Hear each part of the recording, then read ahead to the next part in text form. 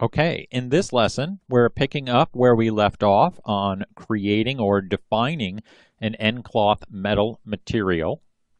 And we've set up our hood with some pretty good metal attributes. Let's scroll back up here.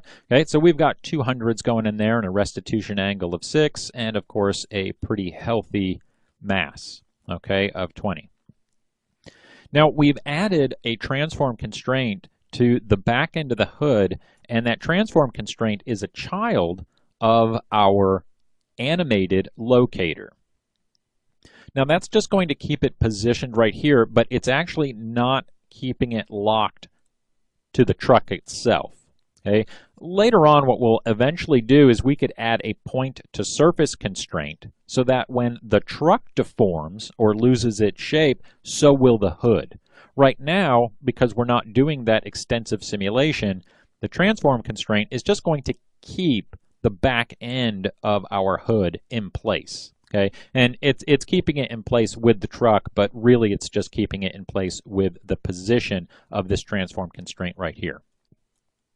So let's hit play and see where we're at. Okay, our other problem that we had here was that it was penetrating through the base of the truck. So our next step after we witness our little collision here is just to bring that truck, that end rigid, back in for the truck body. Okay, so we get a good collision, and let's just get a close-up there. We can see, okay, that it didn't move, it stayed nice and stationary. That also really helped with our deformation here and really helped crumble that hood. All right, let's take it back again. Okay, now we can go in and turn our truck back on, and this is going to be our collision surface, okay, that will act against the hood. I did drop that thickness all the way down to 0, so it will hopefully avoid as much as possible any interpenetration issues that we might have in our geometry. All right, let's just hit play here just a little bit and we're going to kill it. We just want to make sure that the first couple of frames are good. Okay, and it looks good. It's holding. Nothing bad is happening there. It's not exploding. Okay, so I'm going to make a quick play blast of this, okay, and then we'll come back and take a look at our results.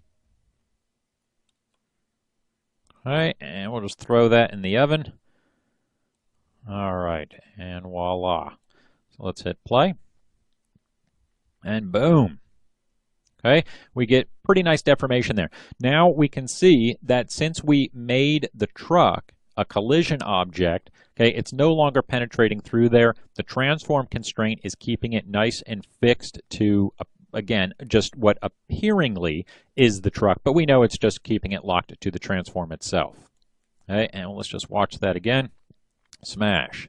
Okay, so we're getting good deformation there. We're getting it to buckle, okay, and we're getting good collision detection as well. Now, every time we start adding these objects, our simulation times get more intensive. Okay, but let's just make sure we have all of our parameters here set up. Okay, and the last one that I actually did include in that play blast, but we don't have it set here, is the self-collide with scale. Okay, let's turn that on, our self-collision. I do want to increase this, and this is what's going to really make the surface buckle like we saw. And let's just bring this back up. So this does have a self-collision with scale of 5, and we can see how it doesn't want to interpenetrate nearly as much, and we get some really nice crunching as a result.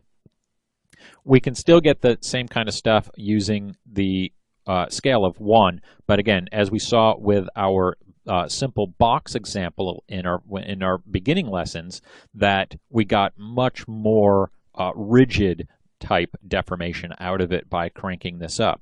So let's just bring that up to 5, okay, and you can see it right there. Now that's only self-collision, so that's not going to interfere with the truck rigid body at all, so we don't have to worry about that. Okay, but that, again, that really does increase our simulation times. Okay, we have our metal material. I think we're good. I'm going to save this as a preset. And we'll call this car metal.